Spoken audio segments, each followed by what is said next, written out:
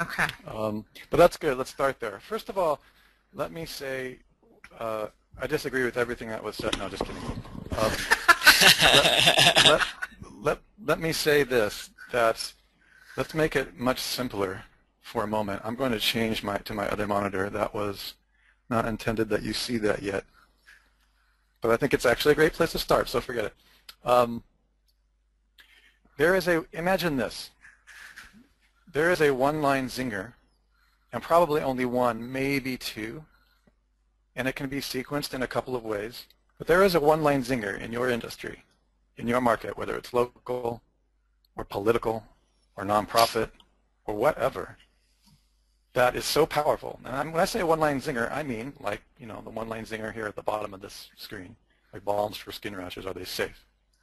There is one-line zinger that if you put that on a banner, on a pay-per-click ad, changing around maybe a little bit for social environments so it's not so salesy or hard selling, that will cause somebody to give you money out of their pocket right then and there with a credit card, to be fumbling and scrambling for their credit card so that they fall all over the table because they're so eager to buy from you 90% of the time. And there's probably only one or two of those in your entire thing that you do. And so you can imagine the complexity that I have to be able to take brains like Sue and Matt and stack persuasion architecture on top of that. But that's what we're going to do, and that's what we've done. Not only have we done that, we've provided you with tools, technologies, and software and algorithms that bring the process of discovering down that probably to less than 25% of the money and resources required by the rest of the industry. So what we're going to talk about today very quickly, I just created this while Matt was talking, so that's why it's kind of a sloppy mess. I wasn't really ready to show you, but I realized that I wanted to communicate with you the biggest number one problem and question that we get from people, and that is the process from the vertical theme to the painkiller keyword, to a keyword, to the buyer solution, to the full sentence, to the resequencing of that sentence with synonyms and or other things, to ultimately at the bottom one, the doctor recommended ointment for skin rashes, which is, you may not be able to tell it just by looking at that sentence, but it's actually brand distinct, which is what Sue was just talking about, which you're going to need for the semantic web, by the way. Brand distinction becomes 150,000 times more important, arguably 200,000 times more important than it ever has been as a semantic web emerges, which we'll get into in later events. Bottom line is this, as we've taught for many years, skin is only an example, okay, but skin would be a single word, right? It's a single keyword. I mean, who on earth would target skin on the search engines as an individual keyword, right? Yeah. Well, that's the exact word that you put in Kraken. Why? Because Kraken goes out to thousands of pages and pulls back all the co-occurrences and all the possible words that have dollar amounts tied to them, and throws the rest away like junk DNA. I mean, how cool is that? That's actually been, by the way, you guys, my nemesis trying to market that thing. Because how do you explain to people that it scrapes thousands of pages, brings back thousands of keywords, brings back only the profitable ones on the screen that says important keywords? Like, people don't believe me. I tell them that. Yeah. They don't know how much it costs us to run that. My point here is that, yes, you type in skin first.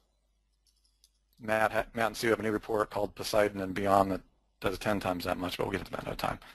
So that's great. By the time you have skin, you can be pulling away all the best skin keywords that have profitability, and we're not going to get too much into that. But I just want you to have this is a quick, super quick overview of tools associated with where in the semantic stacking. Let me roll up here. It's actually the stackable theme to persuasion system. Does that help now that I have a label on it? So if you tap in the word skin, you get all those tools back, all those keywords back. Then you're going to be ready to move on to things like TLKT, Kraken, and Pain Finder, where you might type in the word skin and rash. Now, I want to start this whole thing by, what the heck are you selling? If you go to networkempire.com and go down to the visual tour, where Sue and I give you a full visual tour about how all of these tools integrate, that's exactly what we're showing you. I'm just showing you here the stackable semantic layout, okay, the theme to persuasion layout, okay? If you don't know that you're selling skin rash potions or that your client is selling a skin rash cream, you're kind of messed up, and we noticed this over the years. Messed up meaning you're a data miner, and you really have to figure out what it is that you're selling. If you're still in the middle of researching and trying to find a product, you can use Crackit to do that. So I mean messed up in a good way. It's a great opportunity for you to build a product. But if you don't know what you're selling, it's very, very difficult to research saying, I want to build a website silo structure. Okay, you're actually in a different phase of the business process that Sue and I talk about on our visual tour on networkempire.com.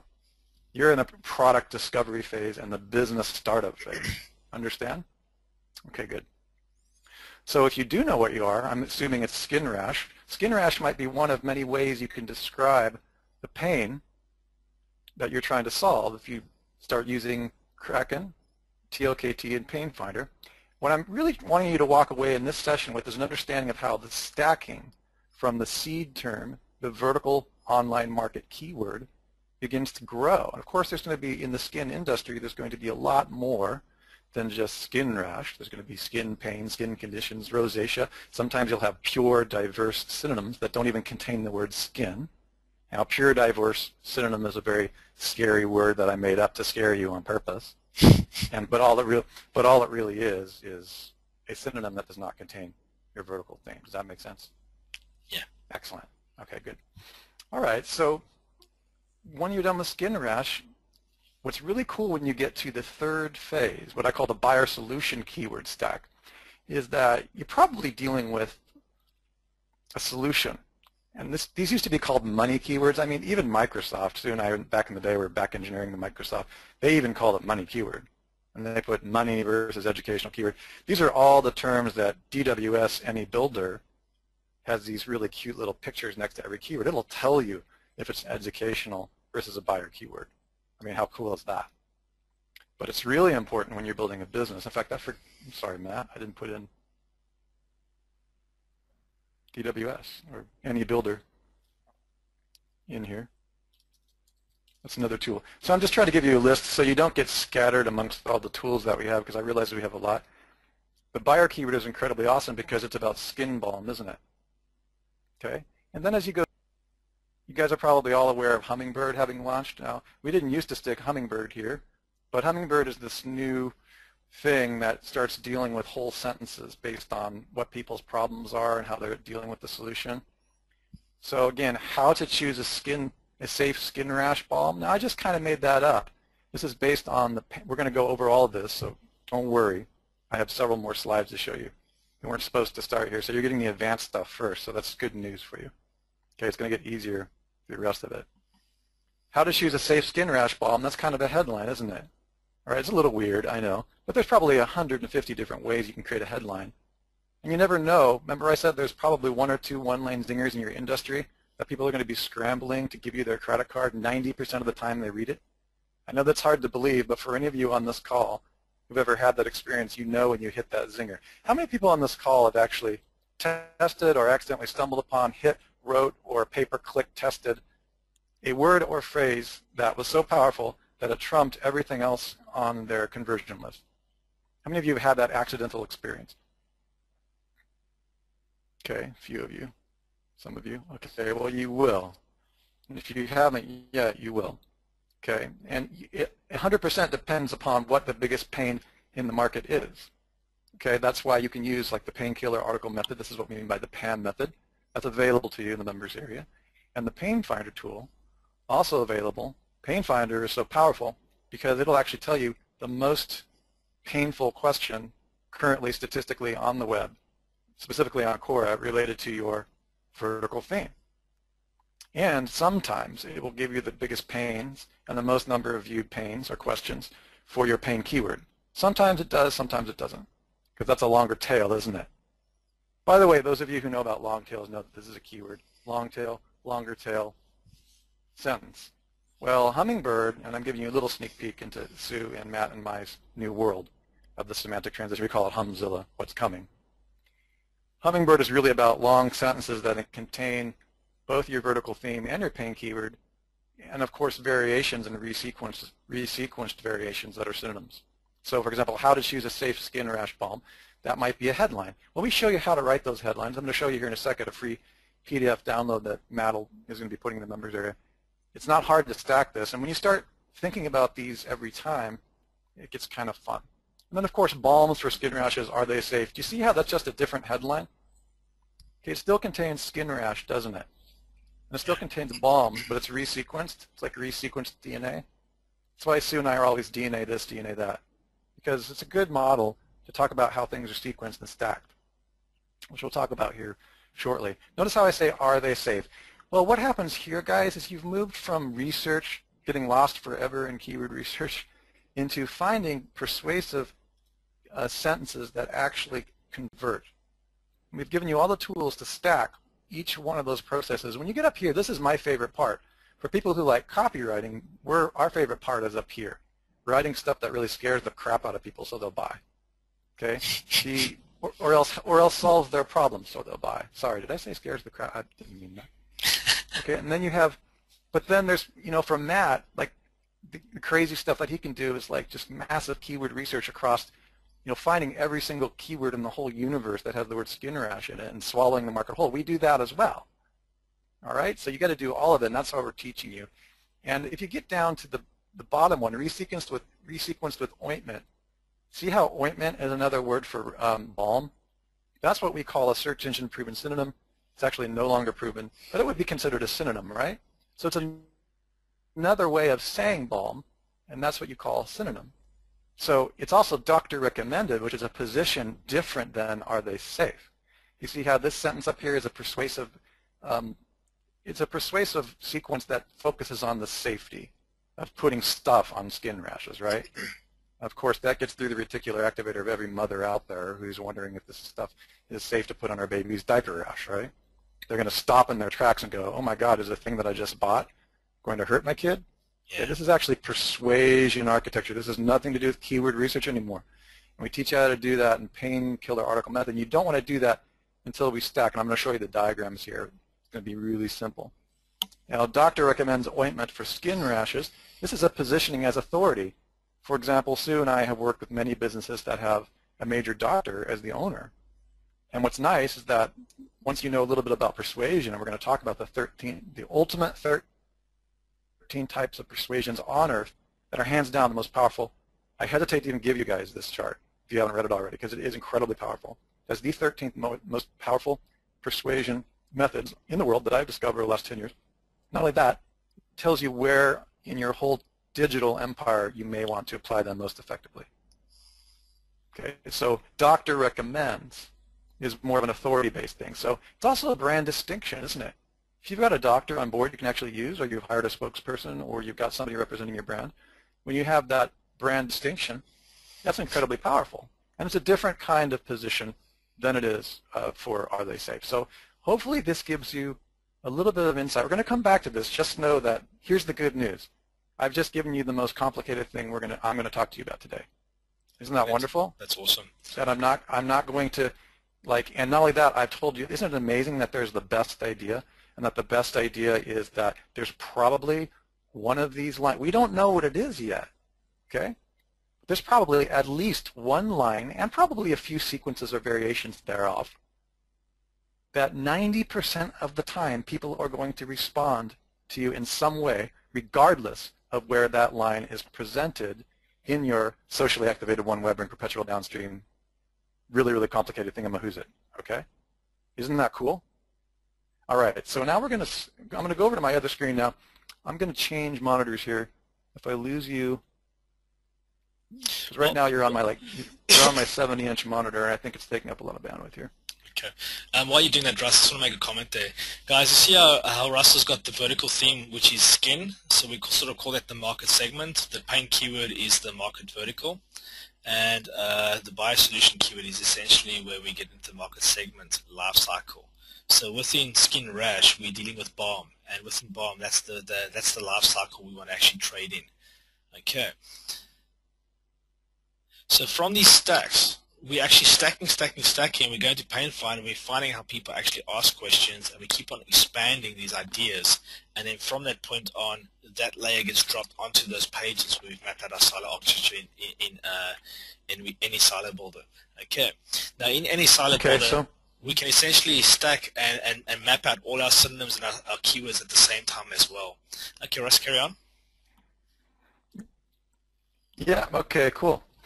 I don't have any access to anybody's response. I'm not a presenter, so I just want you guys to know that.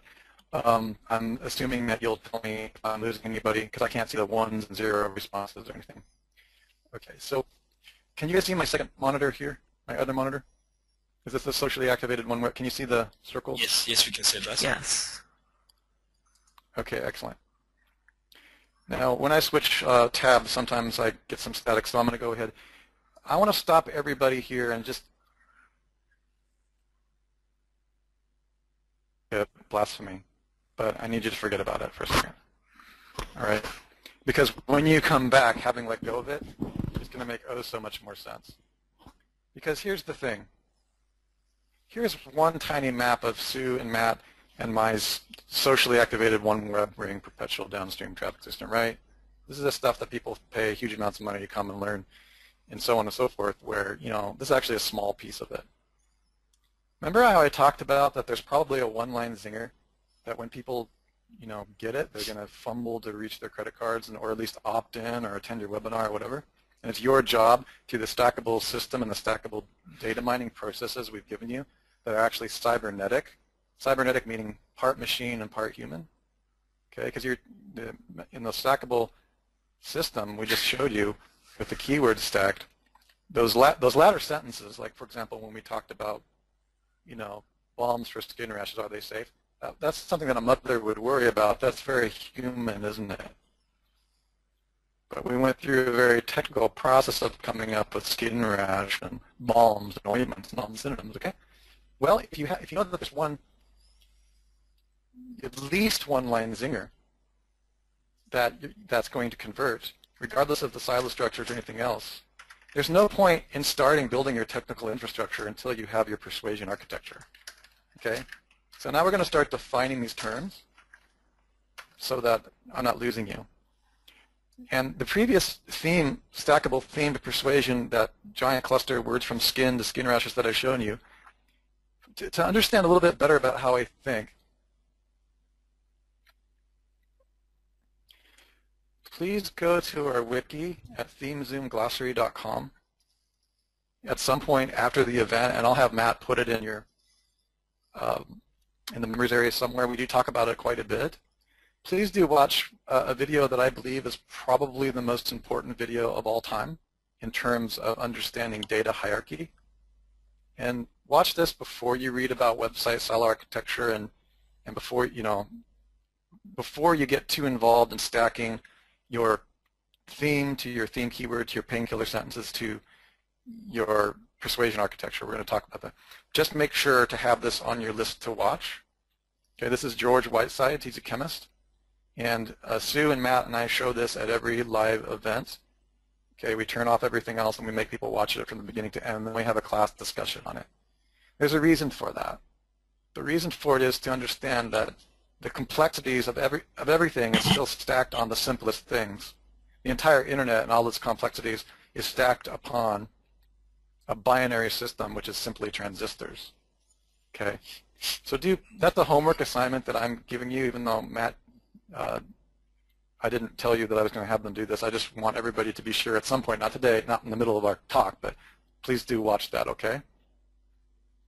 And that'll help you understand. That'll help everybody understand why we stacked this system the way that we have. Okay, this is the perpetual lead magnet machine. Translation, the way to stack the most important things that get money into your pocketbook with the most complicated processes so that it's easy and makes sense as you're going through it. Okay, so this perpetual magnet machine is the basic foundational blocks, and what you're taking in this course is a much more advanced version of the direct how-to. So I'm really giving you a basic overview of everything that we're going to be guiding you through step by step. And if you look at this, the very foundation of everything that you do has to be based on what it is that you're selling. Remember, ISDNA, we have DNA this and DNA that. Whenever you get caught up in like, why are they just DNAing the heck out of everything?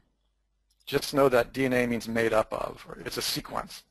Okay, it's a combination of most important things. Okay, so without this foundation, the ISDNA is really your industry solution. In other words, what the heck are you selling? What is it that you're providing to the human world? Help me, I have a problem. Money keyword, right? You showed that on the previous stackable theme to persuasion concepts.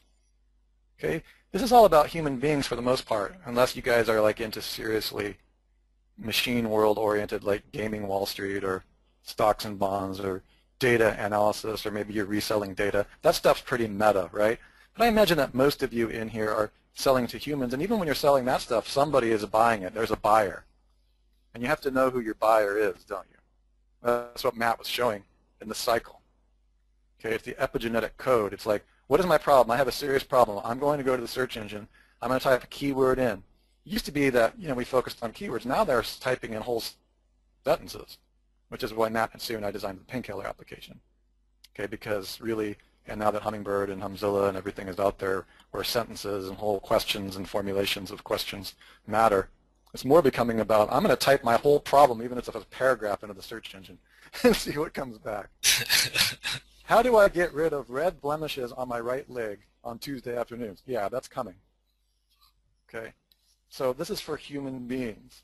But here's the cool thing, you guys. Even when those giant semantic search queries become queryable and part of the algorithm, which they kind of are, don't get Sue started,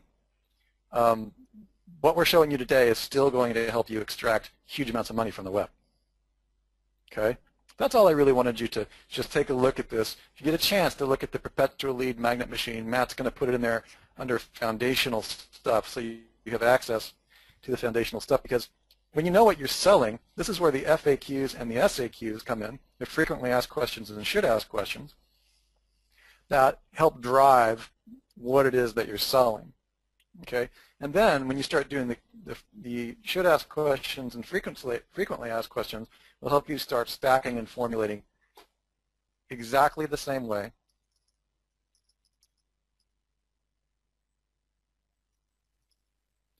that I showed you here. Can everyone still see that now, the stackable theme to persuasion?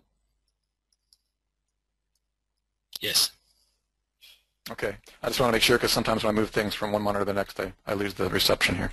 Okay. So the main thing I wanted to plant as a seed in your mind as the stackable theme to persuasion system here in a keyword-centric mindset, which is eventually going to be a very complex website silo architecture that I'm asking you to forget for a few minutes. That's not that different than this. Slides there, Okay? Russell. But what's going to happen? What's that? I said the slide showing. Good. So that's not that different than this. The purpose of this is just to get you to the point where we've led you through all the processes of creating the keywords to the headlines, and we've taken you through to the point where now you can start dealing with complexity. Okay, here's the problem, and I want to caution everybody, this is why it's so great that Matt and Sue and I can guide you holding your hand through this complexity problem. That's what the tech, Swallow Your Market whole course is that people want to do this first. Yeah. They want, hey, I want to build a network. Okay, and what's really interesting is that oftentimes, unless we're there holding their hand to have them do the first steps and actually creating the stackable theme to persuasion from their basic keywords, because hey, I admit it, this section down here is a lot of digital work. It's a lot of technical work, isn't it? Coming up with your keywords and your spreadsheets. And how many times, Sue, have we talked to people who we've told them, they've paid us thousands and thousands of dollars, and we've asked them like 50 times to complete their keyword, their FAQ to SAQ, and they still haven't done it? What they're really saying is, Sue, Russell, Matt, will you do this for us? Well, sure. And that's going to cost a lot, but sure, here it is. So it's not that hard, but you have to do it. And the real problem becomes, what are you selling? Okay, what the heck are you selling? And start with that. Okay, so let me just move over a little bit back towards the structural site, because I know I don't want to let website site architecture go too much. You can't build this, which is really what you want, until you've discovered that one-line zinger that's going to sell. Why? Because there's something called ground zero content. Boom. It's a detonation. Okay? And whatever you blow up, whatever content explodes from your center, from your money site, whether it's siloed or not siloed, it's going to drift downstream, and it's not going to be any more effective necessarily downstream than it is on your own site. So garbage in, garbage out. Does that make sense, you guys? Give me a 1 if you understand that, because there's nothing more that I want you to understand than this. This is like so important to me. Give me a 1 if you understand what I just said. Yeah, this is crucial. This is why we're doing this all in the definition stages of the courses, like the persuasion and thinking about all these things, because by clearly defining what you're doing up front, it makes your whole build process much quicker, but you're more refined and more focused on what you want to buy and sell and what you want to say to the people. Am I getting any 1s from coming people? Through, Russ. Yeah. Okay, good. All right. The reason is that it's just Russ, like yeah? I made you an organizer so you can see everything. Oh. Ooh. Power. It finally gave me back my power. Now I can see all. Audience. Oh, hi, audience. Hang on. Oh, great. Let me move the questions over here on this other giant monitor on the other side of my room. Here you go. Hi, David. Okay, that makes me feel like I'm not speaking into a vacuum to a Cylon. Okay, good. All right, good. So, guys, my point about ground zero content detonation is the concept of ground zero content detonation is a play on the concept of ground zero. It describes a point on the Earth's surface closest to the large detonation, right? You all know what ground zero detonation is. Now, this is a term used by our team to describe original, curated or remixed or whatever content of any format that originates from your WR1, right? Boom. Now, of course, the WR1, Matt and Sue and I are teaching you in this course that it should be siloed, obviously, because you want to rank higher for thousands of keywords using far fewer inbound links. I get it, and you will. But if you don't have that one-line zinger or haven't discovered the one pain, I'm sure there's a lot of pains in some markets, okay? But if I can get you to get one pain where you go, holy crap, when you open your pay-per-click account, or holy crap when you open your social media account, or even your whatever, your free Google Analytics, you're tracking you go, oh my gosh, that is the pain in this market. Okay, Pain Finder often reveals pretty much the top 5 questions and pains in most markets. But if you start writing headlines that get, if we give you the power to swallow your market whole and automate the process of creating hundreds of thousands of index pages, which by the way is like super easy, okay? And those index pages don't have a banner on them that has that one-line zinger or content that includes that one-line zinger or conversion, then we've just given you the ability to propagate your DNA that's kind of ineffective. It's not strong. And you don't make money because what happens is that traffic all comes back down. I mean, when you send that content, when content goes downstream from its detonation point, you get traffic back upstream. Does that make sense? Yeah. Let's see if we're going to find something.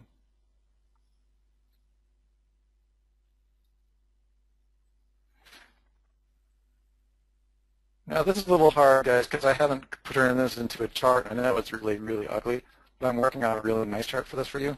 Can everybody see that? Okay. Can you guys see this kind of really sloppy, horrible chart? Okay, I promise you I'm going to make, this was actually a chart that we did live with students at the certification event. We have them draw on the screen and everything. I know it's really not very good, but I'm going to get rid of it here in a second. The reason I wanted to show you that is because this is still the idea of ground zero content with the red arrows syndicating your content downstream. However far you want to go, I don't care if you have 10 websites or 1,000 websites. Those red arrows represent shooting your content, your ideas. When we say DNA, what you mean your ideas. Downstream to various platforms, right? And the blue and the green arrows coming back to your money site, which is going to be the awesome website style architecture structure that Matt is showing you how to do. Blue is traffic back to your main site, back to your money site. Okay, right now I have my networkempire.com Google Analytics open, and there's so much traffic hitting the site that sometimes I worry that we need to strengthen our content delivery network, right? I'm watching it in real time on my other monitor. And that's because we have so much content syndicating downstream to these other areas that we're always getting some kind of click somewhere back up to the main money site from all these locations. You see what I'm saying? That's a good problem to have, isn't it? Well, a lot of the times, we're getting it from sentences and headlines that are really appropriate to that environment. So my point is that when you're sending content out automatically through RSS feeds and all the ways that you guys are going to learn, okay, you got to make sure that you're aware that of the environment that you're sticking that content in, because then you're going to get all that traffic. The blue arrows represent the traffic back to your primary money site. And on top of that, another transparency is the page rank. As you start syndicating content to places, we're not going to get hugely into those in this event, but all those other locations, whether they're Scoopit or your other blogs, which is even better, platforms that you own, some people call these PBNs or private blog networks, like whatever, but whatever you call them, they are your, they're just platforms in which hopefully there's people going to be coming back to your site. All right, well, check this out. The green arrow represents page rank. Given enough time following the sequences that we're showing you, rather than having a static blog network out there that's just sitting there, eventually going to get wiped out by Google because you don't publish anything on them, you can actually be increasing your frequency of publish and developing page rank at the same time that you're getting traffic back to your money site.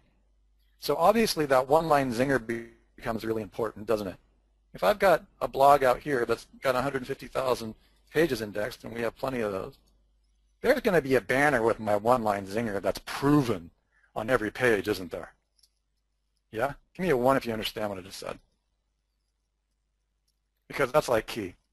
I've got friends of mine said, Russell, I got a site with 150,000 index pages. I'm like, cool. Where's the ads, man? Like, where? What's on your golden frame? That's a concept of your golden frame to really understand. Okay. All right, so enough of that. Let me get rid of this horrible, horrible picture. And let's jump back into like total cerebral.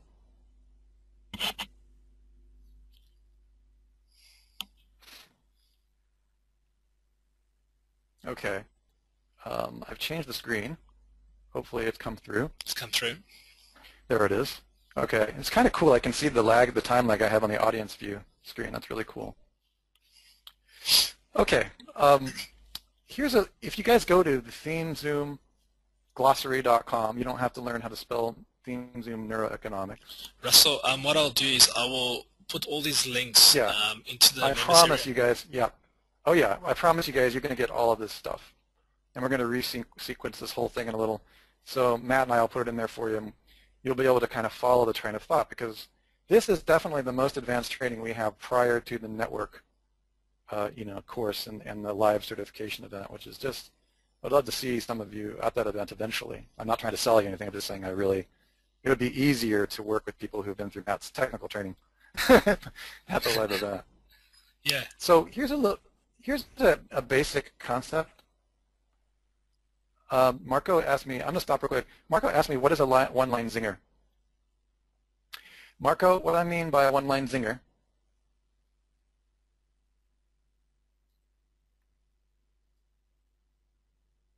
Russ, I think you're gone. Oh, there you are. Thanks for bringing, no, okay, I'm here. I stopped talking when I'm moving stuff on the screen, guys, in case that sounds weird. Okay. Okay. A one-line zinger, and I'll put this in it's a persuasion line. I thought I explained it, but I guess I didn't. It's, okay, Marco, if you're selling skin ointment, there is a one-line zinger in the skin ointment industry that if you say it, if you use it as persuasion, it's a combination of positioning. It could be doctor recommends. It could be, it's based on the one pain or the fear. There's thousands of fears and pains in any market, okay? That's why you go to Pain Finder and you find out what those things are, okay? But there's probably 1 or 2 sentences that you have that when you say them strikes to the core of the fear and the pain and provides the solution, okay? So take, for example, balms for skin rashes. This is a highly speculative persuasion sentence, right?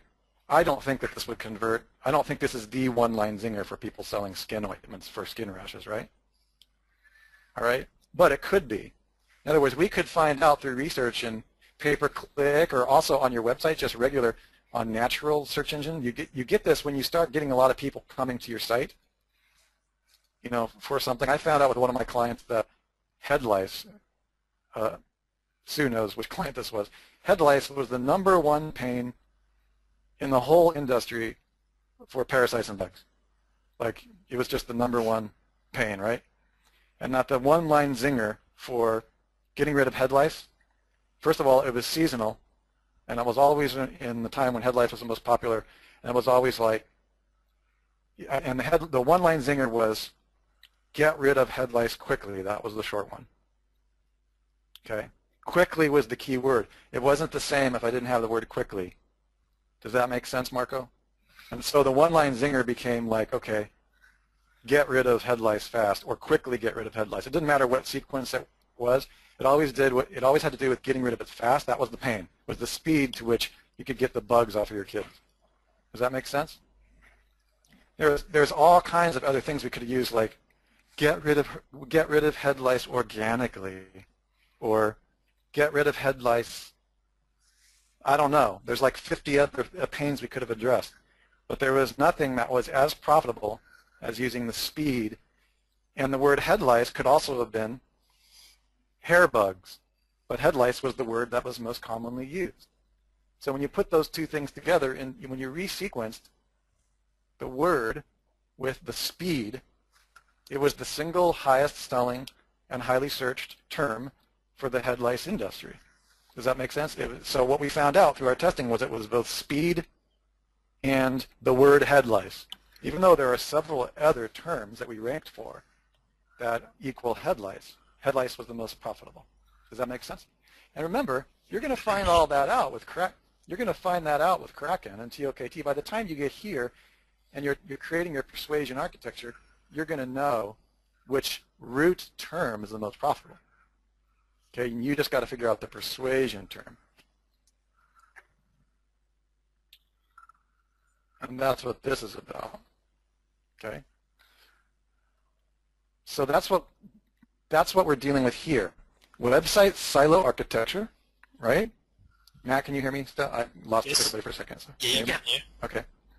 Website silo architecture overlaps with persuasion architecture. SEO is more keyword driven. Persuasion architecture is more pain driven.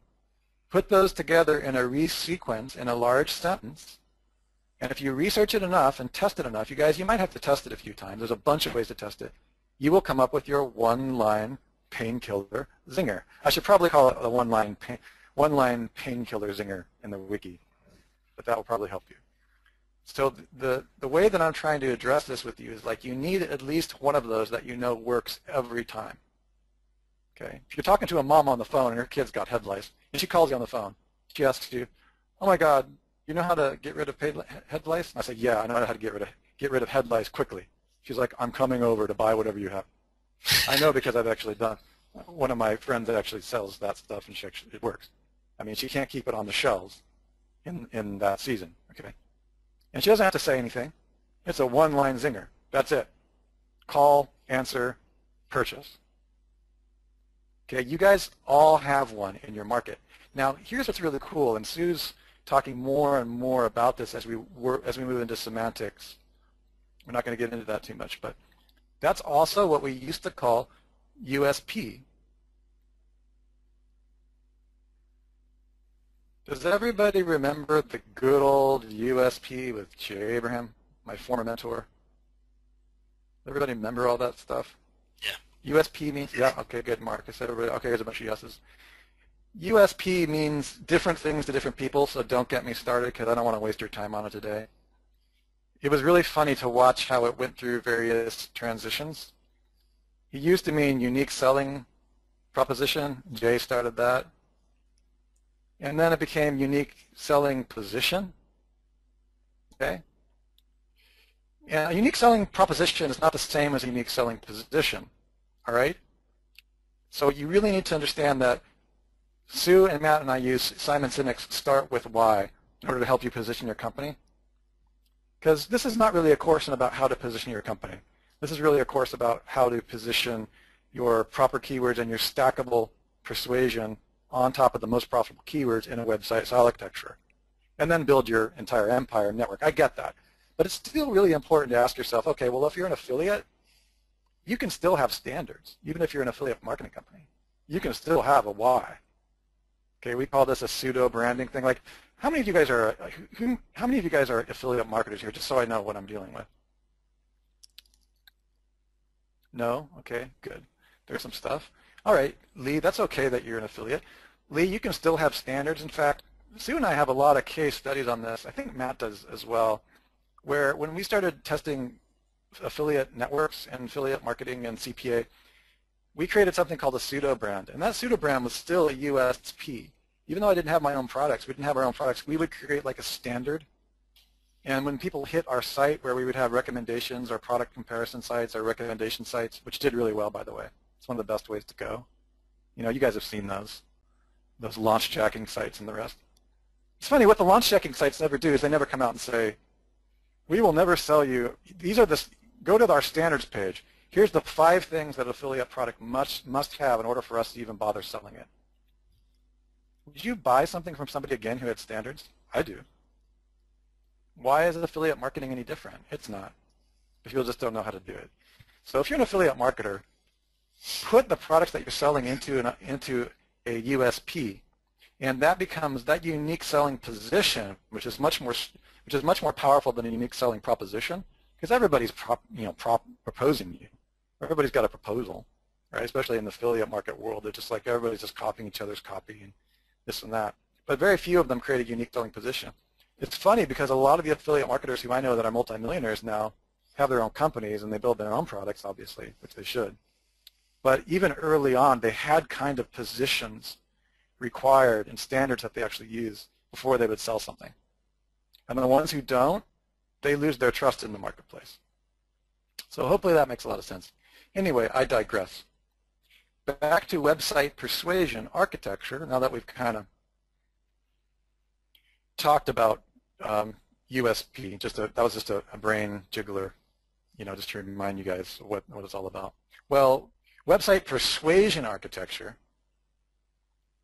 is the way that you want to overlap your engagement conversion on top of your search engine optimization. So once you have the structures that Matt showing you how to build, once you understand and profile your market, once you understand the problems that they have and the pains that they have, for example, our kind of gross head lice example, we found out that speed of getting rid of it, that's all they care about. All right, I mean, there's other things we could position as a head lice company, head lice removal company, but speed of getting rid of it will always be number one.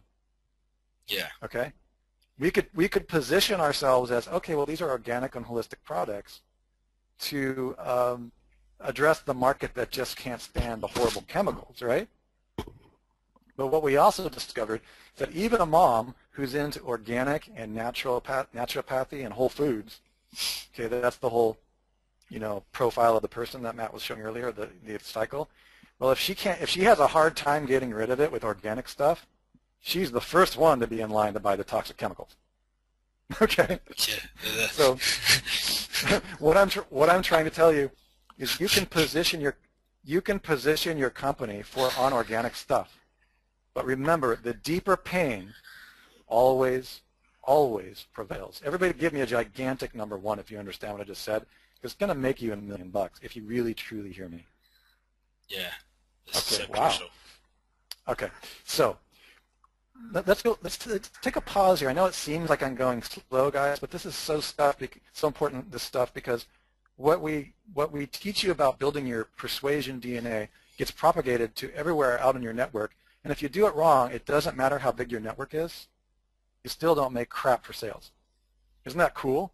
Isn't that amazing that you can build $1 million network, and if you don't get the persuasion right, the whole thing can fail? Yeah. I love that. Okay. So CPA networks love that too, by the way, which is why they have all your money. Okay, so let's take a look at what I just said. If what I just said is true, that even a mom who is into organic and this and that but still can't get rid of the problem with it will go buy chemicals, then that means that quickly is something you want to focus on.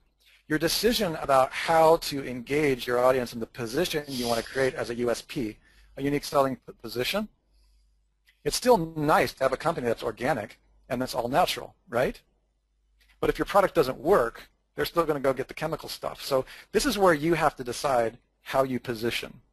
Now, if you have an organic product that works just as effectively as the toxic chemicals and you can prove it, this is where we get into having an awesome product, guys. Products sell themselves, unless they don't. Don't ever forget that, okay? Find good stuff. Like Sue and I can vouch for the fact that, you know, people come back to our products again and again as affiliates and sell them. Even stuff that we're working on that's still being prototyped and, you know, and still being refined is better than a lot of the stuff out there. Part of it's because we pay a recurring commission. Part of it's because we think really big and people get the ideas. But we have a very high retention rate. There's other products out there, too, that I like to sell, but that's because they're awesome, they're distinct, and they work, right? So those are things that are important to understand. Now, when we're talking about eco, persuasion, architecture, we're talking about the fusion. What Matt's trying to show you is the fusion of these two worlds, the best possible SEO rankings with the highest possible conversion, which are those headlines. Hopefully, all of your headlines can be pretty close to a one-line zinger over time. And you're going to check that. Where do you check that? You check that in your web analytics files. You check that in your keyword conversions. Okay, all the stuff that's part of the perpetual keyword money machine system that we teach, and we're kind of showing you now. All right? Are there any questions at this point? Because I'm going to move on to some even cooler topics that are going to show you how to quickly get this stuff done. Anyone? Bueller? No. Okay. All right. So before we move on too much further, I want you to understand engagement rate from the machine world as Sue and Matt and I are beginning to speak about it. Okay? I got this from my friend, hero, and mentor, Bruce Clay, who taught me everything I know about SEO until I met Sue, and she taught me all the rest. Okay? ECO is engagement conversion optimization. And this is everything that we've been talking about. Okay? So you can feel free to read this sentence. We're going to have everything for you in the members area for you to read about. And again, folks, there's going to be huge amounts of hands-on, practical, nuts and bolts, hammer and nail kind of stuff. This conceptual stuff is important, and it's probably the most important stuff we have, just so you perpetuate the correct types of systems. So before we move on to engagement, to the actual persuasion stuff that I want to put into your toolbox, I'd like to bring to your attention something that is deeply connected to the semantic web, what we call semantic web optimization. And Matt has already started planting the seeds of that in his slideshow when he opened this event. And he's going to continue to add those things as we all move forward into the semantic web. Because the semantic web is really all about full sentences and recognizing full syntax of sentences and ranking based on that. Okay, I mean literally you could start taking some of the direct sentences out of Pain Finder based on the keyword research you've done in Kraken, DWS, and everything else. And you could actually just start practically putting them in there as headlines on your blog and have better luck than some people who are spinning and rewriting. I mean, it's really funny, like all this spinning that's going on out there, because it's like so not going to be helpful in the upcoming years. And it might be helpful in the outer rings, but it's not really where things are going. So we're going to keep you apprised of all that. I want to bring to your attention a new concept called engagement rank. Engagement rank is what we're talking about when we talk about persuasion architecture and engagement conversion architecture. The web is moving towards, specifically Google, who holds a significant portion of like all of the money, is that engagement is what matters. Okay, and it's becoming more and more the case. When I say engagement, I mean, I'm trying to get the best way to describe it. Go ahead and say, okay. Let me ask you guys this. I'm gonna interact with you here a little bit. If a video plays on an autoblog spam page out on the web, engaging a viewer for several minutes, is that page still spam? In other words, it's an automatic video site way out on your level 3 ring that is automatically publishing videos, potentially by the tens and thousands, and somehow gets a visitor through the various methods that we teach, and that person watches the entire video and it's 15 minutes. Even though that was a spam created page and none of the content was generated authentically by you, is that still a spam page? Yes or no? Give me a 1 if it's yes and a 2 if no. Okay. All right, or no. Interesting. That's a creative answer. Okay. I want to tell you that I personally feel that this to me is the million-dollar question, and it's one that I've enjoyed talking to Sue about as it relates to the semantic web. And you know what? I'm actually not going to answer it today because I just wanted to place that question. Maybe it's something that we'll talk about next week, but I want to make a point with that. The point. Matt, we all were laughing at you, just in case, Matt Williams, just so you know. The reason I'm not going to answer it is because I want it to lead to a better concept. And that's the concept of what we call the personal brand broadcasting network. Okay? In other words, you're broadcasting. I'd like to talk to you about what's happening on YouTube. I have confirmed this as of yesterday. You're going to love this, you guys. There's a gentleman who I know. I'm not going to tell you where he was from. He was part of another community that we're associated with. He actually had cloned specific YouTube videos. Let me put a pretty picture up here so it's not so boring. He had cloned specific YouTube videos along with other affiliates who were selling the same product. And a lot of other people were copying that same video. YouTube, check this out, instead of just deleting it like they used to in the past, YouTube did a refresh. Check this out.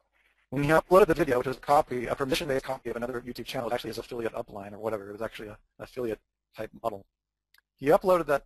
YouTube, instead of deleting it, refreshed it. All the likes and the inbound links that he had purchased were simply gone. And YouTube didn't delete the video. They simply put it on another iframe inside his YouTube account. Did you guys get that? Someone said I was breaking up, so did you hear what I said? Okay. So think about that from their perspective. You didn't get that? Okay, David.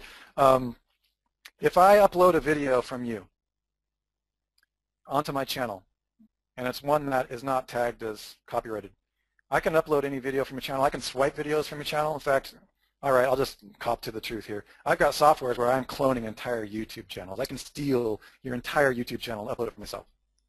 All right? Okay, well, you can also do that for individual videos. All right? Yeah, I mean, we do that all day long. But the thing is that's not going to have an ROI anymore. Because what YouTube is doing is if they feel like you're gaming the search engine rankings as a ranking factor with that video, they'll take the video that you uploaded and all the inbound links coming to it, they'll delete that page with that video on it in your YouTube account and simply give you that YouTube video back in a fresh iframe on a fresh page in your account because they perceive that you, A, purchased likes, B, purchased views, or C, purchased an inordinate amount of inbound links to that video to get it ranked. Because why, guys? They know how easy it is to get a video ranked. They know that it has an unfair advantage, and they gain, don't they? So let's say that we've got thousands of videos that are out here on this network. Guys, gals, they can put their ads on all those videos through the iframe on all of your platforms. It doesn't matter if it's 10 or 1,000, doesn't it? What do they care if you spam YouTube videos everywhere in the universe? Now, yes, Matt Williams, picking where you steal those videos is key. Additionally, more importantly, picking what you do for inbound links and structures is even more key. In other words, how you handle it. For example, I use a YouTube thing that is actually authentic. Of course, there will be ways that you can hedge against this, but purchasing fake automatic likes and fake automatic views, that's easily debunked, okay? There's ways that you can do it. The point is just being aware of how big of a deal YouTube is going to become, because that is what we talk about as engagement rank. So hopefully engagement rank, because they know, I don't even think YouTube has really decided if something is spam if it's got a video on it. I don't even think good, because think about it from their perspective. It's like, okay, Thank you, Matt Williams or David Allen, for publishing thousands of our videos out onto the web for us to place thousands of ads from our new Google AdWords, our new YouTube AdWords providers and clients.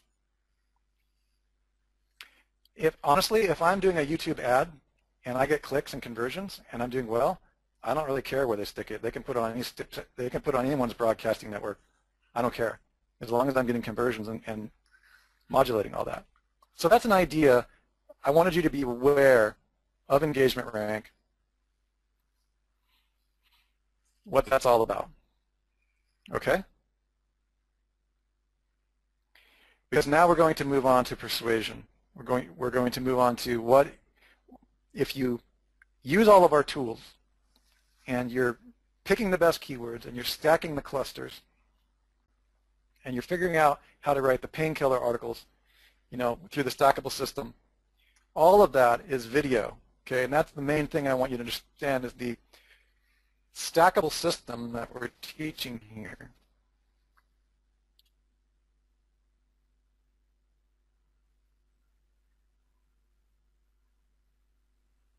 Okay, there's a question coming in, so whether it is spam or not depends. Whether it's spam or not depends. If we could just forget the concept of spam for a second, I think it's a really great question. If a page gets engagement, meaning eyeball, a real human being on that page for a long period of time, does it matter how that page is generated? That's a really important question. And here's the cool thing. Sue answers all of that with all the semantic web stuff coming up. Okay, we're going to talk a lot about it because it's so huge, and you guys are so ahead of the curve by virtue of the fact that you're here. So let's get back right into, okay, Russ, that's great. Blood and guts. Why am I on about video and engagement rank? Because here's the thing.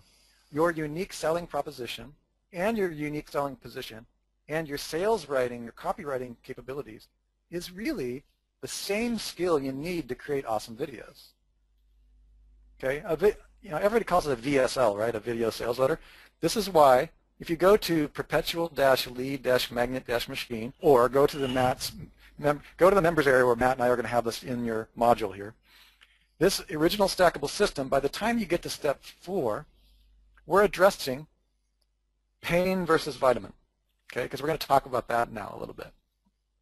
Okay, probably the single most important thing that you could ever understand is the difference between a painkiller and a vitamin when it comes to creating your article, your painkiller article, and or your video. The reason that Sue and I called step 4 the ADNA and BDNA is we knew that articles and videos were the same thing pretty much. Okay, articles include text, videos include engagement. So what I'd like to address to you today is that engagement is very, very important. So your writing skills are and persuasion skills are very important because that's what interest is. In other words, if I'm talking to a mom who's in serious pain about all the nice, fluffy, organic qualities of this head lice material, and she's been trying to get rid of it for 3 weeks, she's only going to hear blah, blah, blah, blah, blah, blah, get rid of head lice quickly, blah, blah, blah, blah, blah, blah, remove it fast, blah, blah, blah, blah. Understand? She's not going to hear the organic and the branding and all that stuff. So the more intense the pain, the more you have to understand that pain in order to write to it. And when you write to it with text, with articles, right, we call the painkiller article method, which I'll show you we're going to give you the downloadable PDF to write that in painkiller article method. You could easily make a video with the same persuasive conversion. Does that make sense? Give me one if that makes sense. Okay. So persuasion for content, for written content and text, soon to become the semantic web, is the same thing as the persuasion for video, isn't it? So I just gave you guys the true north. The true north that's not going to change. The star that you can match your bow to, run your compass to. Okay, that's pretty close, is going to be persuasion. The one skill that you need, persuasion and pain finding, addressing, helping others. It doesn't even have to be like manipulative copywriting and marketing. In fact, that's going to work less and less because of the way that social media is taking over. Okay, the shifty-eyed car salesman is having a very, very difficult time on Facebook. You understand that, right? He doesn't do that well. And I've been looking at a lot of different reasons for that. Okay? So let's go ahead and look at the vitamin versus a painkiller. If you're selling a product, and we address this right up, if you're selling a product that's a vitamin, you're going to have a harder time coming up with your one-line zinger, your one-line persuasion zinger, than if you're dealing with a painkiller. Does everybody understand that? Give me a 1 if you understand the difference between a vitamin and a painkiller. A vitamin is nice to have. A painkiller is gotta have it, preferably now. Okay? So let's stop for a second. Everybody just look at your product that you're selling right now. If you're selling 1,000 of them, like I know you have, it's a couple of big shopping malls in here, that's okay too, because you can still solve the problem through your branding and positioning. But if you're selling a vitamin, which means it's nice to have, how many of you here are aware that you're selling a vitamin, not a painkiller? Give me a 1 if you're selling a vitamin, 2 if you're selling a painkiller.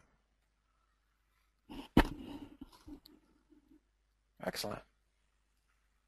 Oh, you guys are all painkiller people. You like to punish. You like pain. Okay, good. That's good. Looks like we have a couple folks who have a vitamin. All right, so the couple of vitamins that we have in our crowd, it's possible at this point that you'll end up, transforming the vitamin into a painkiller, and there are ways to do that. Okay, my favorite example is in the hard drives, the hard drive business, where there's been a lot of different kind of formats for hard drives like disks and floppies that they dealt with this. But when you're dealing with the industry, the tech industry, if you're dealing with backup software, or you're dealing with backup hardware like maybe a Western Digital backup drive or some of these new uploadable services, they have a real conundrum in marketing when they position themselves, because they can be positioning themselves as both as a vitamin and a painkiller. Because what's interesting is a backup hard drive is only a painkiller when something bad happens, right? So the job of their marketing departments is to create that picture in your mind of how horrible it's going to be when that inevitable bad thing happens. Does that make sense? Okay. But honestly, for a lot of people, a backup hard drive is perceived as a vitamin, as something nice to have, because they're like, well, I could always do this, or so there are a lot of products out there that can be positioned every way, but the most profitable one for the backup industry service is to position it as a painkiller, because people are more likely to to buy it. Yeah, Marco is an example. Marco just said that the insurance industry, is painkiller until something bad happens, right? Or until Obama says that you have to buy it. I like that model. Let's just force people to buy what we have.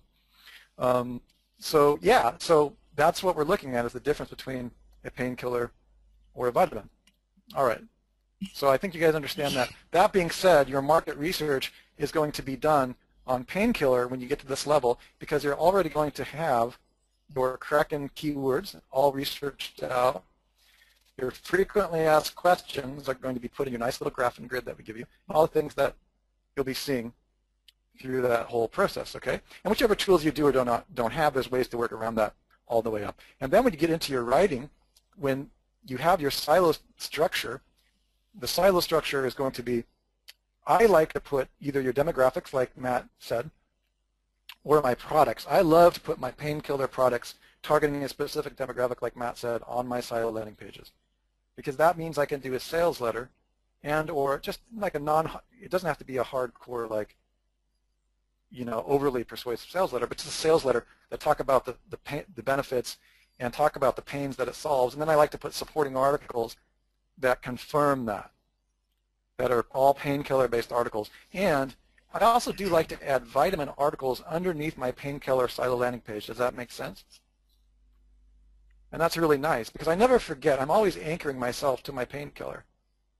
So if you've got a vitamin that you're dealing with, there's great ways that you can transform a vitamin into a painkiller. I've done that on several occasions. It's a little bit tricky, but it is possible to do it depending upon what you're selling. There are some things that it's very, very difficult to turn into your painkiller, and some things you don't need to, because the entertainment industry, for example, even though it's not a painkiller per se, the desire to be entertained and to take a break is still solving a pain that's an underlying human experience. So when you start looking at that stuff, if you have questions on it, don't hesitate to contact us.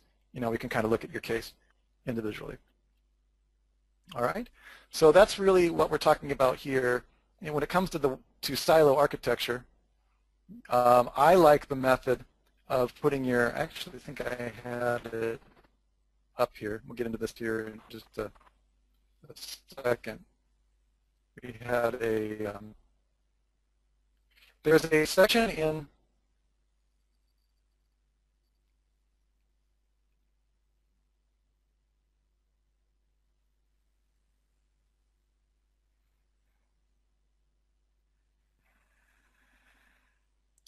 I think Russell's waiting for the page.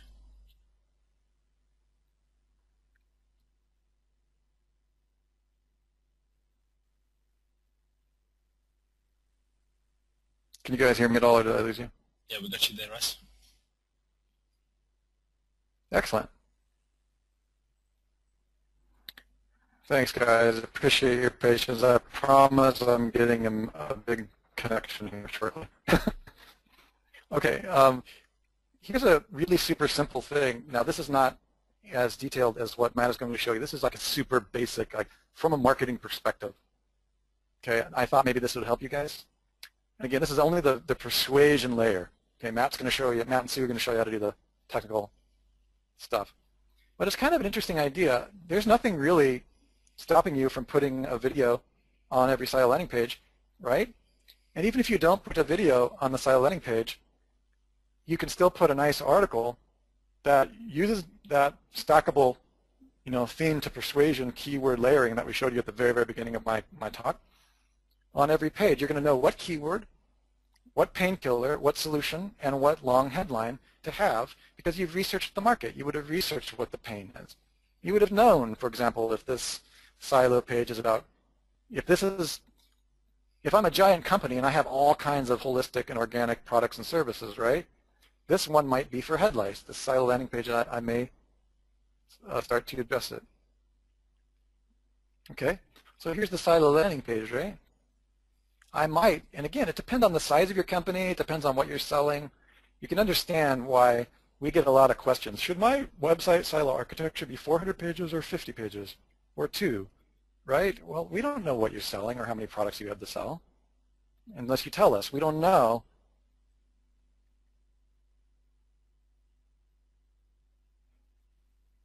I'm really having a hard time with what Simo just said. Can somebody please? Maybe let's see. Oh, Simo, are you talking about inside the technical training course? Okay, no, we'll adjust that. We'll look at that. Okay, so obviously, if I've done my research based on what I've shared with you guys, it's going to be easy for me if I've got a silo that's all about hair and kids getting stuff in their head and bugs and stuff like that. Obviously, if I've done my research in that stackable model, it's going to be really easy to write a headline, more or less. In fact, if I even wanted to, and I really just was terrible at copywriting, I could probably almost swipe a previously existing headline that dealt with getting rid of headlights quickly, talking about our product and our service with a nice article, and a video if we have it, or even a video endorsement or something like that. And that would be the headline for this particular page. And then I can back up that silo menu, can back up with other painkiller keywords, all the other things that support that product. And you can even include some vitamin keywords because sometimes moms are just looking online for what is head lice, 3 interesting things you wanted to know about the head lice bug, whatever. The point is that all of that is going to be driving both on your site and from the network that you'll be building. All of that content will be addressed at various levels. Does that make sense, you guys? How a silo landing page can actually have a layer of persuasion architecture on top of it once you have the structure laid out. Give me a 1 if that makes sense to you. And not only that, that persuasion layer is going to include the keyword in your sentence that is the most profitable. A lot of really good copywriters put crappy keywords in their headline. I'm going to say that again. A lot of really good copywriters put the wrong keyword in their headlines. Everyone get that? And you're not going to do that because you're going to use the Kraken themes and keyword tools, Matt and Sue's entire process, and then you're going to write your persuasion stuff. How cool is that? I just love that. So here's another quick aside. Here's the index page of whatever site, whether it's 1,000 pages or 5 pages, okay? that index page I would like to address with you. That index page should be your big idea. Okay? And when I say your big idea, I mean your company or brand. Remember earlier we talked about our USP? Your company has to have your own USP, right? And even dealing with, I think it was Lee, I'm not sure, one of you guys is, somebody out there is an affiliate marketer. Even if you have standards where you have a pseudo brand, where we only get products that meet standard 1, standard 2, standard 3, and that don't suck, standard 4, right? That's still a great homepage video menu for you to set a standard, okay? And that's a USP, a unique selling position. Well, Gina, that's an interesting concept. Do be advised that we can still create, Sue and Matt and I, when we're doing large campaigns, we have sales pages all over the place, and they're not necessarily tied to a silo landing page. I mean, a silo website, okay? So what I'm showing you here is not a squeeze page where there's no links. I'm showing how you can build a nice, big, authority silo website structure and still include videos. And they don't have to be these kind of forced squeeze pages or anything like that, okay? This is really your long-term branding, your brochure, and everything else. And if you do a special launch for a product or a special webinar, you can still have an independent squeeze page or landing page out there in internet land. It just might not be on your silo structure. Does that make sense, Gina? Sue and I do that all the time. In fact, for this course, for example, here's a perfect example. swallowyourmarketwhole.com was the page that we used to introduce you guys to Matt's course, right? Well, that's not on networkempire.com as a silo landing page. And we're actually redesigning networkempire.com and looking at all that stuff. But themezoom.com, for example, is a full silo architecture where Sue has carefully thought out each semantic relationship, and everything we talk about and write about as an authority is put on the most important terms, okay? Okay, so hopefully that makes sense. This is just a general overview, and what I'm trying to express to you guys here is that your home page, because people get confused about their home page, let your home page be something that addresses the overall theme. So for example, and that's going to depend on what your company is and how big you are. So for example, if I've got getting rid of lice quickly here, I've got another skin product, another hair product over here, which is growing your hair fast, how to get your hair back if you're a male over 25 or something like that. Then what we would have up here, if my ISTNA, remember back to the ISTNA stackable system, if my invention, my solution, my answer to the market's horrible, excruciating pain is always something that's kind of skin-oriented or hair-oriented, right? It depends on what it is that I'm selling and how I'm configuring that. In this case, if I'm doing get hair grow with head lice, I don't know why on earth anybody would be doing that. They might want to do 2 separate sites. But if I was, up here on this page, I would be speaking to the world about how we've created amazing solutions dealing with hair. Okay? If hair was my Uber theme, my video would be, if I was Hair Company LLC, I would be speaking to hair. I would be speaking to the innovations of hair and solutions for hair, everything from head lice to growing your hair back. I can't imagine that would be a company, but if it was, it was. Who knows? Another example would be dogs.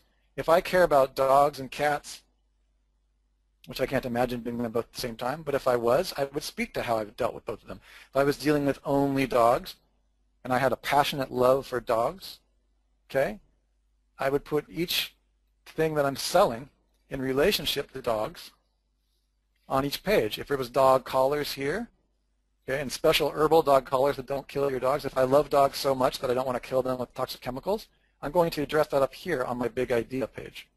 Does everybody make sense? Does that make sense to everybody? Your big idea is the opportunity for your unique position, your unique propositions to blend as one, your start with why. Everybody go to startwithwhy.com as homework. Watch Simon's videos. If you can't come up with a good why as to why you're in business besides making money, your branding needs some work. Okay, that's okay. Not a problem. But that's how you set up your stackable system. Okay? Now when it comes to writing your sales letter, we're going to leave you because I know I've been talking a lot. I'll probably close this up here. I've left you with a very special grid that I've created, and I created it out of sheer pain and annoyance. The good thing about pain, you guys, and suffering is that it's the mother of invention, isn't it? So as an inventor, and even as a product purchaser, even if you're dropshipping products, start looking for products and services that solve pain, because that great inventions come from that. That is a great IS DNA, or an invention solution. Well, I created this thing, Persuasion Architecture Mastery Comparison Chart, because what annoyed me about all the different, I've taken courses with a lot of marketers and a lot of persuasion experts, okay? What annoyed me is that very few of them take into account where their methods are useful. You know what I mean? They leave that for us to decide. Sometimes they're useful in multiple places. So what I've done for you here is I've created a recommended primary context. Can everybody see that? Give me one if you can see this grid. The recommended primary context is where the heck should I use this almost deceitfully powerful persuasion method that should probably be illegal on my empire? Where should I do that? Okay. Now, caution. The methods that I revealed for you in this Persuasion Architecture Mastery Comparison Chart can be abused to such a degree that I only give them to people that we like. And so, Gina, I'm going to go ahead and hand these right into the chat window to all of you. Matt is going to be placing, we're going to be putting all of these in the training area. I promise, I promise, I promise, and more. I don't have the ability to give you everything that I have in my arsenal in this call. This is just a primer. Okay, so I'm going to give this to the entire audience. So that's where that is. Everything will be there. And I've talked quite a bit, so I'm not going to make the presumption that I have time to talk more, so I'll ask Sue or Matt if they want me to continue. But this course is probably something that deserves its own discussion. But very quickly, I want to talk about just number one.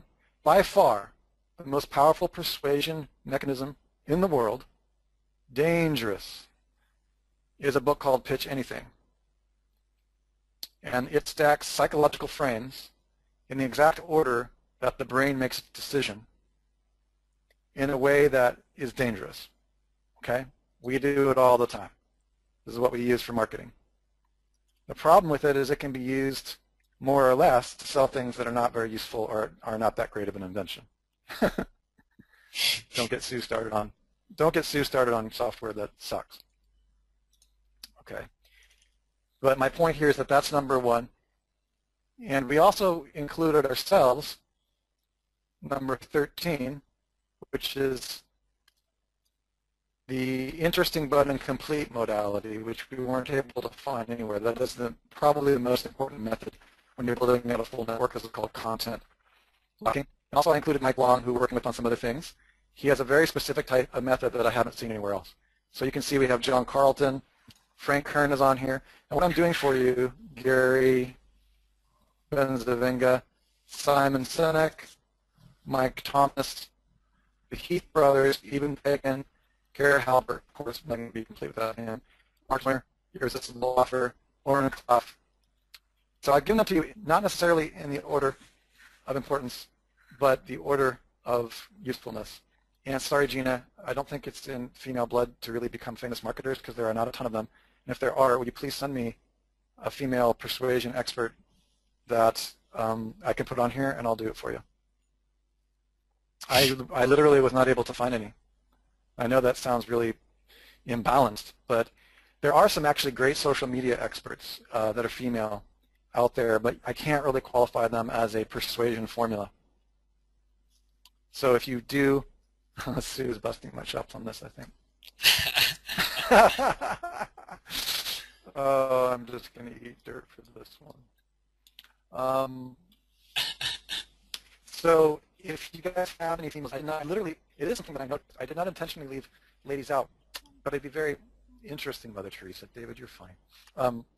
One thing I would say that's worth considering in evolutionary biology, in my defense, although I shouldn't need defending, men have been for thousands of years the primary aspect of persuading or manipulating people via words out of their profits.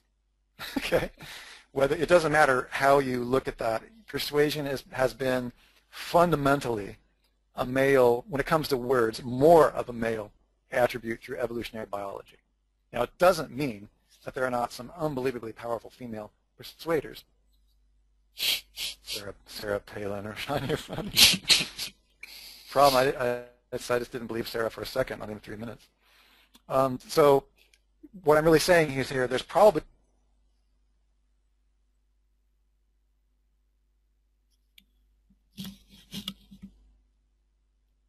I think we lost you, Russ. Oh, Yeah, sorry about that. There are a lot more female persuaders, and I consider persuasion, and I wonder how much trouble I'm going to get in for this. I also consider like preaching, and anything that has to do with talking to large crowds, not just preaching, but like Tony Robbins, these types of things. All of that is a form of persuasion and a form of communication. So where I draw the line, there are great communicators that are women. I just haven't been able to find a lot of them who've written formulas for persuading in terms of marketing. And I'll keep my eyes out for those. But it's just, generally speaking, through evolutionary biology, has been something that's primarily fallen to men. Okay, so one thing I want to address with you is the recommended primary context. And what we've tried to do here, when you're writing your copy, I'm not suggesting that you should use all of these on your video style landing page, okay, or your index page for USP. I'm suggesting that you take an afternoon off, maybe a half an hour, 3 hours, whatever's important, and look through these different kinds of persuasion modalities. See what's happening. Understand the meta frame of how these people are using these things and determining which one works and which one doesn't. And what I've done is I've given you the ability to actually consider where you might want to use this. Like, let me give you an example. The irresistible offer provided by Mark Joyner in his amazing book, The Irresistible Offer. Sue and I use it all the time. But we use it specifically when you only have about 30 seconds or less to communicate your message and your value. Give me a 1 if you understand how communicating your value in 30 seconds or less is way different than communicating it in a content on a page with 5 paragraphs or 750 words. Give me a 1 if you understand that. Okay. Now, what's really cool about that is that I've had to redo persuasion matrix and persuasion architecture differently. When Sue says, Russell, you got to go create the sales page for the Pain Finder application, I'm like, okay, I have, well, am I going to create a video for that? Because when I create a video, most people will watch. All right, that means I'm writing a video script. And that's, again, I still use the same method for writing a video script as I use for writing an article, and that's what we're going to close with today, is the painkiller article method, which is available to all of you. But I used it. What's cool is that I use the painkiller article method whether I'm writing a video script, a video sales letter, or whether I'm writing a long article, okay? Because it's really the same thing. And this chart will help you be aware that, oh, geez, okay, I'm going to use the irresistible offer if I have a little tiny compressed ad space, like a digital ad, a flyer, or maybe even a billboard on 7th Avenue. Okay, a billboard, I have to hit that reticular activator. Something like 3 seconds or less. If you looked at the neuroscience, it's really crazy. And you have to be able to tell somebody, what are you selling, how much does it cost, what's in it for me, and why should I believe you? In 3 seconds or less. Like, they glance at that screen, and that's all that you get. And if you're not able to hit at least 2 of those in under 10 seconds, 3 seconds, you're kind of in trouble. So that's what I found about the irresistible offer, is it's really, really great when you have a small compressed space. But you know what it's also great for, you guys and gals? It's great for getting you clear about what the heck it is you're offering. Yeah. You can't answer, what are you selling, how much does it cost, what's in it for me, and why should I believe you? Then you need to go back to the drawing board and do some deep diving into your IS DNA. I've actually had people that have spent thousands of dollars with us, and when you ask them those questions, they're like, I don't know yet. I'm like, awesome, thank you for buying my stuff, not even knowing what you're selling yet. Let me help you find out what you're selling. And then we coach them to the process of really getting clear. What's even crazier is that some of them have anywhere to 4 to 7 products that they have already almost sold. And because they haven't locked it down, by asking them the irresistible offer, what are you selling, how much does it cost, what's in it for me, and why should I believe you, it gets them really, really, really super clear. And by the time they're done with that, then they can go back to the more advanced stuff, which is the pitch anything process. Pitch anything process is just plain dangerous, you guys. Like, it should be considered, I mean, you should register people for having access to being able to do it. It's that dangerous. So I recommend that you look at the irresistible offer very close, and then the pitch anything, the stacking method in the pitch anything as a brain hack. You can use that on your home page. And then also remember that you don't want those stacking processes to be pure manipulation in the current age. You want them to be also social media friendly. Be very authentic. Authenticity is the new type of marketing. So combine these methods with soft touches, with social media, to provide true authentic brands and positions, and don't oversell things. Okay, so I know it's really interesting and difficult for me to show you that combination, but we'll give you some examples and come up with your first headline using the painkiller method. To close, I want you to be aware that the painkiller method is not some kind of abstract area. Matt's going to be providing you with all painkiller material. Of course, we have inside the members area very clear steps. It's actually phase 4 inside the next tab, affiliate market domination area. There we go. And there is, of course, sorry? Oh, no, it's just saying it's the next tab, yeah. Of course, yeah, okay. Just know that we do have pretty good training on this, and we don't have time to get into why it's so powerful today. But just suffice it to say, when you write your articles in this method, when you chop those articles into little bits, okay, we call this Twitter shredder, okay? This method is so powerful in staying focused on solving the pain that when you write your articles in this way and you shred them sentence by sentence, anywhere from 60 to 80% of those sentences when you tweet them out to either your Twitter army or to your Twitter account will be clickable and attractive to people out there in Twitter land or Facebook land or whatever else, if you were daring enough to automate that downstream sentence tweeting.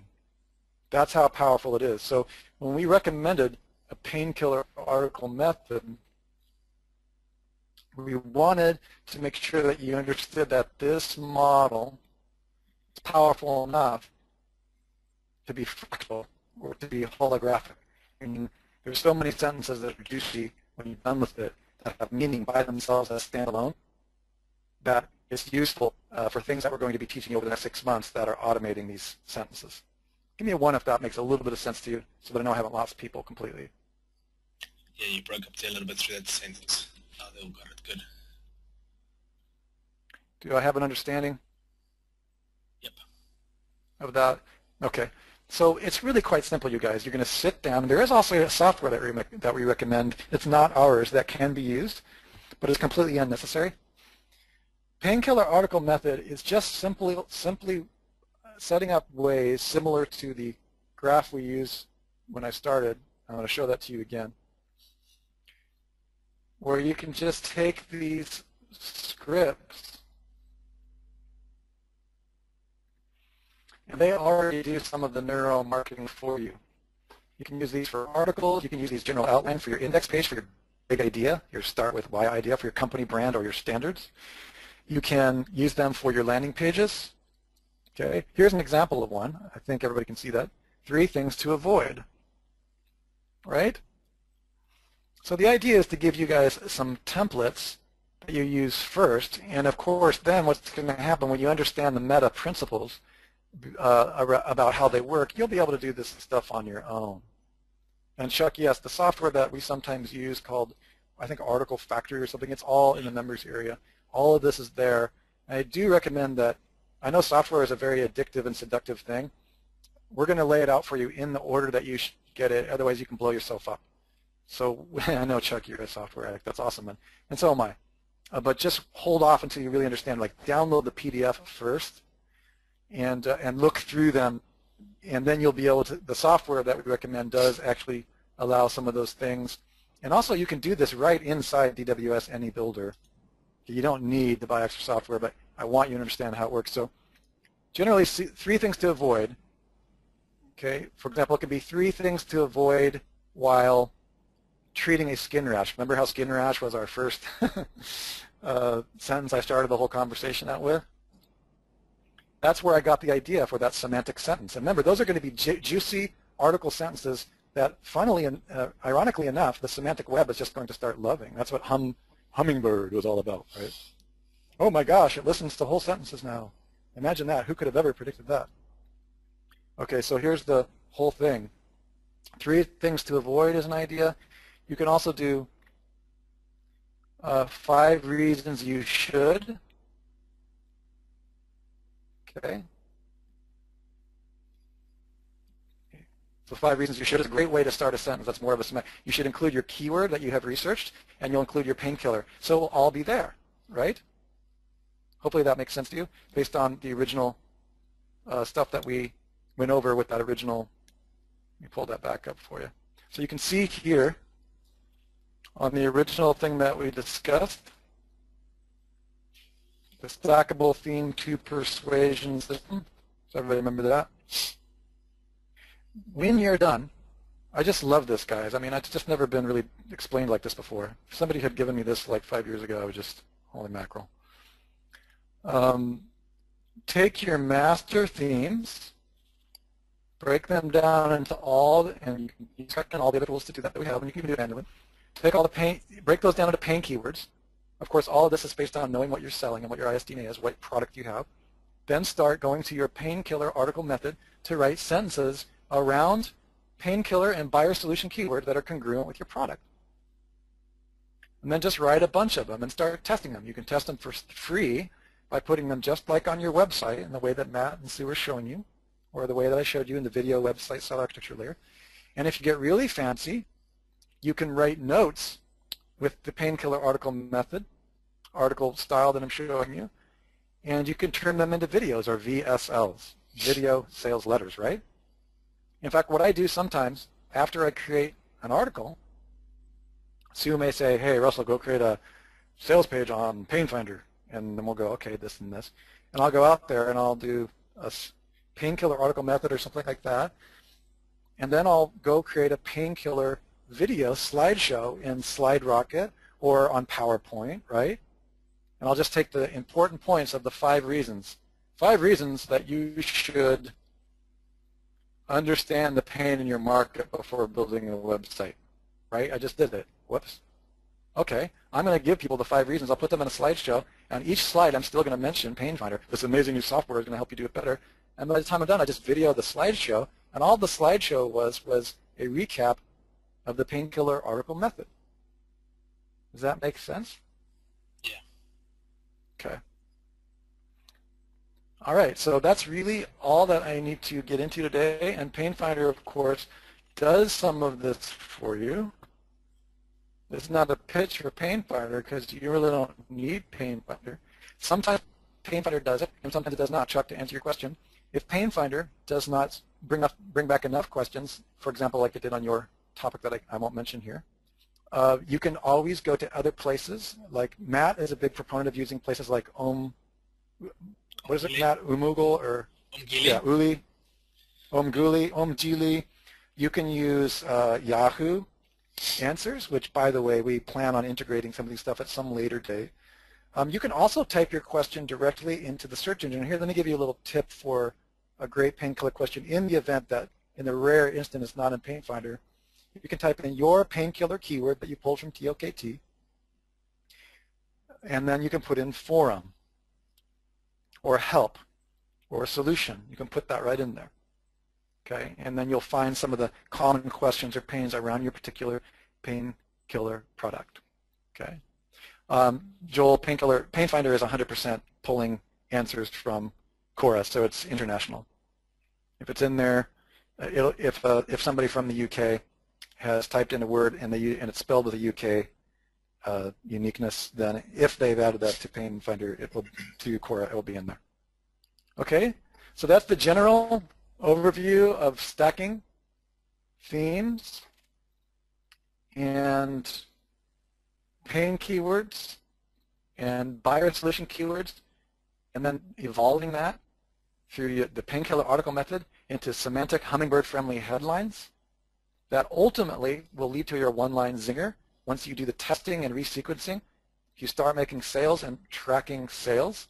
And of course, eventually, over the course of a couple months, your website style architecture will have helped you find your one-line zinger. And at that point, after you've been testing your money site, your WR1, then you can start expanding into your network building. But don't start building your network away from ground zero until you've tested the one-line zinger. Okay, that's all I have for you today. So. Excellent. That was fantastic. Russell, thank you so much. That was brilliant.